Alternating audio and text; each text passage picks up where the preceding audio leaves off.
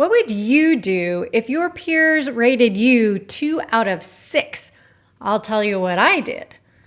I'm Anne with Winletha, bringing executive coaching to young professionals. I stared at that peer review report of 26 competencies scored from 1, meaning needs significant improvement, to 6, meaning outstanding. And among all the 4s and 5s, there was one glaring outlier, a 2 for time management. I was so confused. I wasn't missing meetings or deadlines. My supervisor offered that there was a perception I was arriving to the office later than everyone else. My confusion led to anger. How could I be judged this way? My staying later than everyone else was disregarded. My arriving after a whole morning routine at the gym with energy and focus by 9 a.m. was also disregarded. My schedule was not structured around beating rush hour traffic. I walked to work, and I didn't need to leave for afternoon school pickup. I didn't have kids. My anger turned to frustration as I considered the idea of sacrificing either my morning routine or this punctuality score. The real kicker was that I had talked through my preferred work hours with my supervisor before transitioning onto the team. Didn't my peers know this?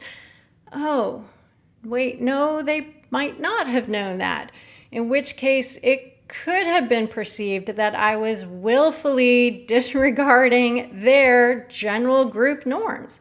That 2 out of 6 wasn't actually about time management. That 2 was about connection. And indeed, I had room for improvement in how I talked about things, like how I prioritized and managed my time. So here's an exercise to help you strengthen your connection muscle. Today, pick an element of your regular routine. Maybe it's when you want to start work or have your lunch break, or how you like to receive updates or schedule meetings. Then list ways that other people might have a different preference. I know my construction colleagues think lunch is no later than 11 a.m., whereas some of my executive colleagues don't even consider lunch until at least 1 o'clock. Through this week, find at least one opportunity to share your preference with a colleague and add some context. This isn't about defending your choice. It's about adding transparency to your relationship. By the end of the week, notice if you're more aware of the preferences of the people around you, and notice if this additional context affects your connection. Click the like button to let me know that you're going to give it a try, and use the comments to share what you discover.